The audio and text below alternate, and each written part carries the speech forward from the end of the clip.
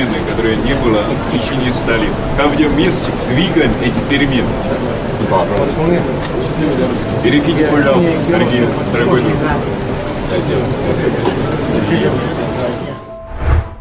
Bayangkan, dua negara yang paling Amerika takuti, yakni China dan Rusia, justru saling menguatkan untuk mengalahkan dominasi Amerika Serikat selama ini. Itulah masalah yang harus dihadapi Donald Trump sekarang. Alih-alih merenggangkan hubungan China dan Rusia, keputusan Amerika Serikat untuk menyerang China dengan perang dagang dan ikut serta dalam mendukung Ukraina membuat China dan Rusia kini semakin dekat. Kedua negara ini pun saling membantu, di mana itu membuat segala sanksi yang diberikan, baik pada Rusia maupun perang dagang pada China, tak berarti. Maksudnya, kedua negara besar itu tetap survive untuk melawan Amerika, di mana sebaliknya, Amerika Serikat semakin dalam tekanan besar. So, kenapa pertemuan Putin dan Xi Jinping ini akan menjadi pertemuan bersejarah yang membuat Amerika dalam ancaman besar? Kita telah rangkum hal tersebut dalam video berikut ini. Jadi, tetap stay tune bersama Mimin ya.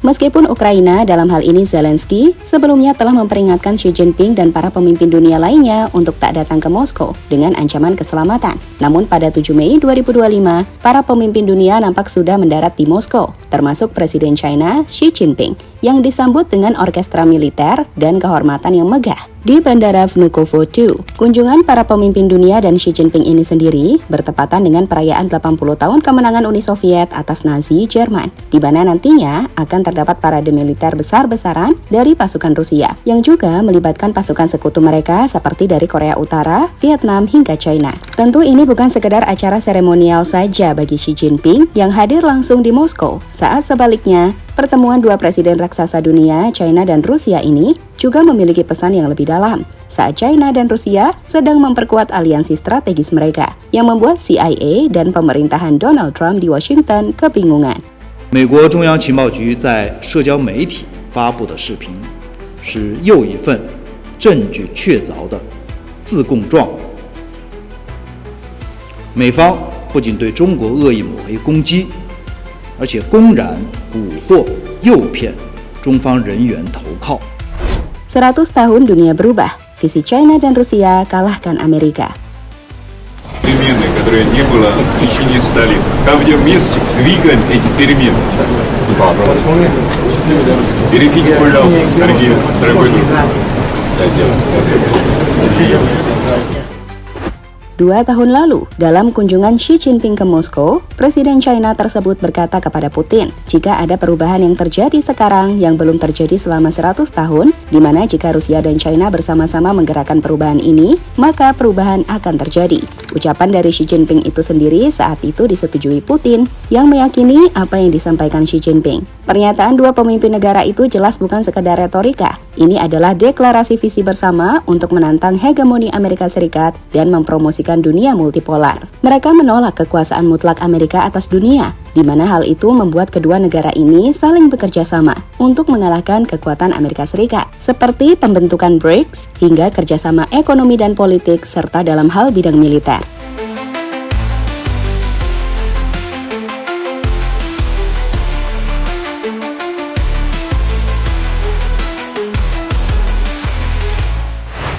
Jadi begini, saat ini Xi Jinping menggunakan frasa 100 tahun untuk menandakan akhir dari abad Amerika yang dimulai setelah Perang Dunia II, ketika Amerika Serikat menjadi kekuatan ekonomi dan militer dominan. Seperti kita tahu, dalam 100 tahun terakhir, Amerika Serikat telah membentuk institusi global seperti PBB, IMF, dan NATO, serta mempromosikan nilai-nilai liberal seperti demokrasi dan pasar bebas. Nah, di sini, Xi Jinping dan Putin melihat dominasi ini mulai memudar akibat kelelahan Amerika Serikat dalam konflik global polarisasi domestik, dan munculnya kekuatan alternatif, di mana itulah yang ingin dibangun China dan Rusia dalam mengalahkan dominasi Amerika Serikat tepat 100 tahun. Melihat visi tersebut, jelas kunjungan Xi Jinping ke Moskow pada 7 hingga 10 Mei 2025, di mana ia menjadi tamu kehormatan dalam parade Victory Day dan mengadakan pembicaraan bilateral dengan Putin, menegaskan bahwa perubahan ini sedang dipercepat. Kehadiran 29 pemimpin dunia, termasuk Presiden Brazil, Luiz Inácio Lula da Silva,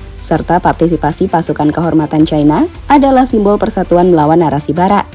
Di sisi lain, pertemuan bilateral Rusia dan China pun membuat dua negara ini saling menguatkan, di mana pertemuan terbaru juga dilaporkan menghasilkan sejumlah perjanjian, termasuk pembahasan pipa gas Power of Siberia 2 yang dapat mengalirkan 50 miliar meter kubik gas per tahun ke China. Seperti kita tahu, saat Rusia mendapatkan berbagai sanksi, China muncul sebagai pembeli terbesar minyak dan gas Rusia, di mana hal itu telah menjadi penyelamat ekonomi Moskow di tengah sanksi Barat. Selain itu, China juga memasok komponen teknologi tinggi untuk militer Rusia, sebuah isu yang pasti membuat CIA gelisah.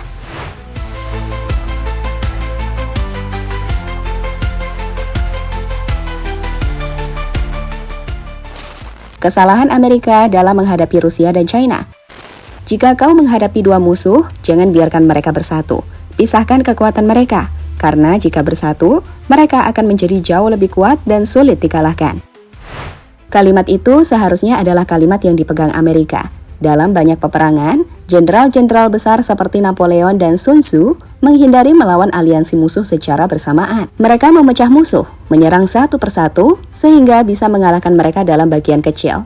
Namun, Amerika telah melakukan kesalahan saat menghadapi China dan Rusia bersamaan. Pasalnya, alih-alih memisahkan China dan Rusia, berbagai kebijakan Amerika Serikat selama ini justru membuat Rusia dan China semakin kuat dalam hal aliansi. Sebagai contoh, dalam menghadapi Rusia, Amerika Serikat telah mengadopsi kebijakan konfrontatif terhadap Rusia sejak akhir Perang Dingin, terutama melalui ekspansi NATO ke Eropa Timur. Namun sayang, kebijakan itu justru membuat Rusia mendekat ke China, di mana kedua negara ini justru saling bekerja sama, di mana kerjasama keduanya membuat berbagai sanksi Amerika pada Rusia tak berarti. Sebagai contoh, sanksi ekonomi dari Barat dan Amerika Serikat selama Perang Ukraina sejak 2022. Sanksi ini menjadi tak efektif saat China muncul sebagai pembeli terbesar minyak dan gas Rusia, di mana hal itu telah menjadi penyelamat ekonomi Moskow di tengah sanksi Barat. Jelas, di sini Amerika Serikat secara tidak sengaja mempercepat kemitraan strategis Rusia dengan China, yang memiliki sumber daya finansial dan pasar besar untuk menyerap ekspor Rusia.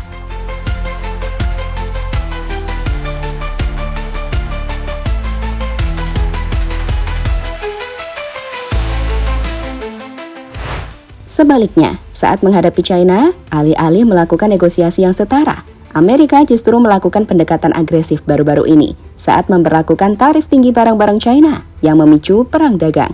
Menariknya, saat perang dagang dilakukan, Amerika Serikat dikejutkan dengan diversifikasi perdagangan China yang membuat China mampu melawan tiap tarif yang diberikan oleh Donald Trump, di mana di saat yang sama, China pun meningkatkan kerjasama dengan Rusia, di mana ini menciptakan hubungan saling ketergantungan yang sulit dipisahkan oleh Amerika Serikat. Jelas, di sini Amerika telah meremehkan sejauh mana Rusia dan China memiliki kepentingan bersama melawan hegemoni Barat, dengan Rusia melihat China sebagai penyelamat ekonomi, sementara China membutuhkan sumber daya dan dukungan diplomatik Rusia untuk menantang tatanan global yang dipimpin Amerika Serikat.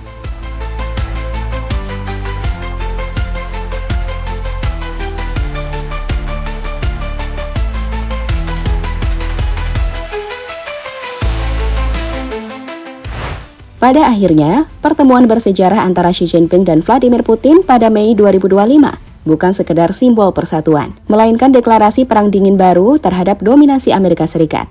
Aliansi strategis Rusia-China yang diperkuat oleh kepentingan ekonomi, militer, dan geopolitik telah menciptakan kekuatan yang tak hanya bertahan dari tekanan Barat, tetapi juga mampu menggoyang fondasi tatanan global yang telah berlangsung selama seabad. Visi mereka untuk dunia multipolar seperti yang ditegaskan Xi Jinping dengan frasa perubahan 100 tahun, menandakan ambisi untuk mengakhiri abad Amerika dan membangun poros kekuatan baru. Sebaliknya, kesalahan strategis Amerika Serikat yang justru mempersatukan kedua musuhnya menjadi pelajaran pahit, dengan Rusia menemukan penyelamat ekonomi di China dan China memperoleh dukungan sumber daya serta diplomatik dari Rusia.